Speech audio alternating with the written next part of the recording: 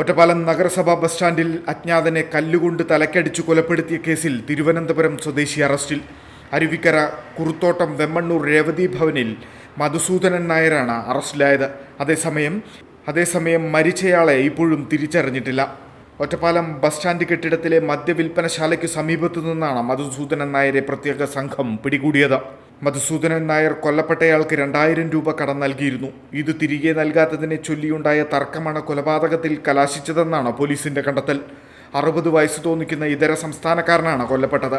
ഇയാൾക്കൊപ്പമുണ്ടായിരുന്ന സ്ത്രീയെ പോലീസ് കസ്റ്റഡിയിലെടുത്തിരുന്നെങ്കിലും ഇവർക്ക് കൊലപാതകത്തിൽ പങ്കില്ലെന്നാണ് കണ്ടെത്തൽ. ചൊവ്വാഴ്ച രാവിലെയാണ് ബസ് സ്റ്റാൻഡ് കെട്ടിടത്തിൽ പോലീസ് സൈഡ് പോസ്റ്റിന് സമീപം മൃതദേഹം കണ്ടത്. തലയിൽ മാരകമായി മുറിവേറ്റ് രക്തം വാർന്നായിരുന്നു മരണം. കൊല്ലപ്പെട്ടയാളും ഒപ്പമുണ്ടായിരുന്ന സ്ത്രീയും 2 ദിവസം മുമ്പാണ് ഒറ്റപ്പാലത്തെത്തിയത്. ആക്രി സാധനങ്ങൾ പെറുക്കി വിറ്റായിരുന്നു ഇവരുടെ ഉപജീവനം. അറസ്റ്റിലായയാളും ആക്രി പെറുക്കി നടക്കുന്നയാളാണ്. നിരീക്ഷണ ക്യാമറ ദൃശ്യങ്ങൾ കേന്ദ്രീകരിച്ചായിരുന്നു ഷൊർണൂർ ഡിവൈഎസ്പി സജു കെ എബ്രഹാമിന്റെ നേതൃത്വത്തിലുള്ള പ്രത്യേക സംഘത്തിന്റെ അന്വേഷണം. ഡോട്ട് വ്യൂ ന്യൂസ്, കാഴ്ചകളാണ് ലോകം, കണ്ടു തുടങ്ങുക.